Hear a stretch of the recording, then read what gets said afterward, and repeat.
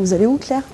Je vais à une réunion avec mon pilote études Frédéric sur la Prestige 590 pour étudier toute une phase d'aménagement qui est compliquée aujourd'hui, sur donc un bateau qui est aujourd'hui en milieu de gamme pour tout ce qui est prestige, puisqu'on a des bateaux de 40 à 70 pieds. Bonjour Frédéric. Salut. Bon, t'as préparé le fichier, on va pouvoir faire notre point. Ouais. Michel nous a demandé de regarder spécifiquement la zone de descente arrière. Ouais. Oui, parce qu'il y avait surtout des doutes au niveau des passages d'épaule et aussi au niveau de la prise de main. Parce que justement, il faut également qu'il n'y ait pas de risque de chute, parce que tu vois, on a un grand écart au niveau de la descente. Ouais. Et en même temps, il faut qu'on puisse permettre de bien tourner.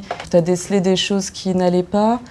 Bah effectivement, ici, C'est un petit peu t'as juste. le bandeau, ouais. Ouais. Ici, en fait, quand tu montes, au moment où tu es dans l'axe de la porte et quand tu montes, tu es obligé de te décaler pour que ton épaule passe le bandeau. Est-ce que tu peux me dire du coup combien on a entre la façade du tableau électrique et le module bois, s'il te plaît? On a Donc en Y 79 mm. Donc moi je te propose que je descende voir sur un bateau qui a une descente à peu près similaire, voir combien on a laissé. Peut-être sur la 420 ça serait pas mal parce que c'est un petit bateau, donc je sais qu'on a poussé encore plus les limites. Ouais, c'est là que ça va être le mieux. Hein. C'est là où en fait on va pouvoir voir combien on peut gagner au maximum. Ouais.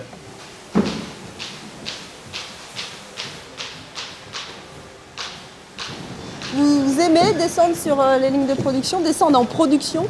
On le fait régulièrement et c'est indispensable pour nous. Aujourd'hui, on a une grande chance, c'est justement d'avoir le site de production qui est à proximité du bureau d'études. C'est quelque chose qui m'a tout de suite plu dans ce métier, de justement avoir cette proximité et de pouvoir venir directement en usine faire les prises de cote, pouvoir venir directement vérifier sur tous les modèles qu'on a, de pouvoir justement contrôler, avoir d'autres modèles en exposition, c'est quand même quelque chose de très important. Et donc on remarque bien ici dans cette descente l'importance des protections, des mains courantes, et l'importance aussi d'avoir les bandeaux qui sont... Enfin, je ne suis pas forcément une personne très représentative puisque je ne suis pas très grande, mais avoir les bandeaux en fait, qui dégagent bien au niveau des épaules pour avoir en fait une descente qui est le maximum agréable. Donc nous on positionne des mannequins en 3D, mais après on vient vérifier bien sûr si ça passe bien et si c'est confortable et si on accède sans se poser de questions. Votre rôle du coup c'est de faire en sorte de gagner de l'habitabilité dans un bateau? Bien sûr, parce que quand on a en fait les premières données des architectes, on n'est pas dans ce niveau de précision.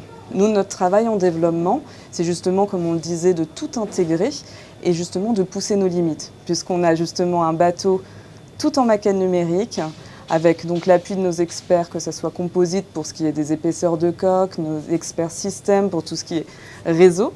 On peut se permettre de pousser au maximum nos aménagements et d'avoir le plus de volume possible finalement pour le client, et donc d'habitabilité, d'ergonomie, enfin, tout ce qui fait qu'un bateau est réussi au bout. Est-ce que la maquette numérique est aujourd'hui présente sur tout le cycle de production?